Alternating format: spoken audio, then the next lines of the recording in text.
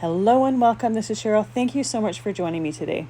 Today is day 4 of the Spellbinders Crafty Advent Calendar, and if you haven't been following along, every day for the first 24 days of December, I am going to be opening up the window and creating something with whatever's inside. So if you don't want to see it, now's your chance to stop, save, because I'm going to open it up, share with you what it is, and create something with it.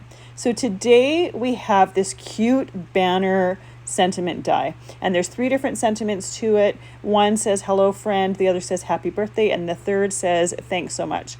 There is one die that does the outline for all 3 of them, so you just insert whichever sentiment you want to create.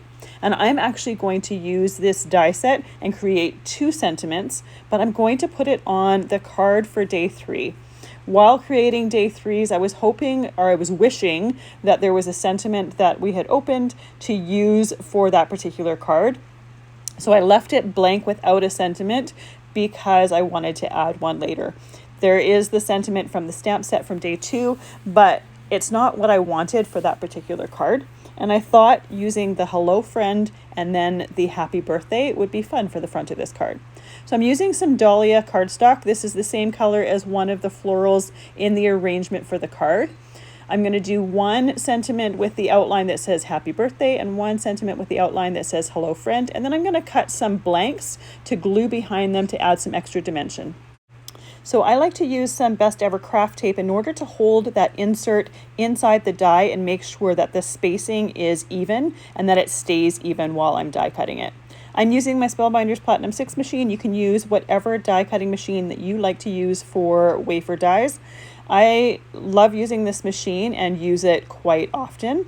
Once I am done doing my sentiment with the insert, I'm going to just use the outline die and create that extra dimension or those extra pieces for the dimension for the back. Before doing that though, I just wanted to lay them on the card just to make sure I was going to like how it was going to look, and I do like how it's going to look. I changed this layout from what it is here. So I'm going to cut 4 extra pieces that are just this background or this outline die cut, and I'm going to put 2 under each one of those sentiments. The die cutting is super easy. I don't need to tape anything in place to do the die cutting. Even though I'm using a scrap of cardstock, they will fit in there. And even if I don't happen to get a full die cut, and I do for all of these, but if something gets a little bit notched out, it's okay. It's just for behind those die cuts for that extra dimension. So it doesn't need to be absolutely perfect.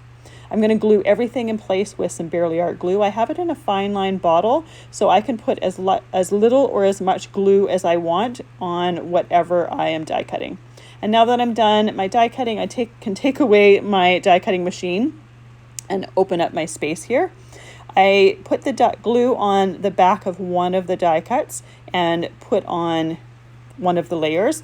There is a right way and a wrong way for these layers, so you'll know if you put it on, if you happen to have flipped it around and put it on there and the edges don't line up, just flip it the other way and it will work. I'm going to do the same thing for the other sentiment with those 2 layers. I have an acrylic block that I like to put on the pieces that I have glued together already. Just going to hold everything flat while I am gluing the next piece. It also frees up my hand so that I can do that, so I don't have to sit and hold something while it is drying. Once that glue has started to grab, and it only takes a few seconds, it really happens quite quickly, I can start laying it out on my card and see how I want it laid out.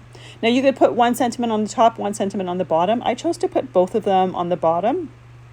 In all honesty, if I had all of the dies from day 3 as well as day 4 and put this card together at once, I probably would have put the floral arrangement just a tiny little bit higher, leaving a little bit more space at the bottom, but I still love how it looks, and I love the combination of those 2 sentiments. I hope day 4 has given you a little bit of inspiration on one of the ways that you can use that die set. I will see you tomorrow, and we will see what's in the window for day 5.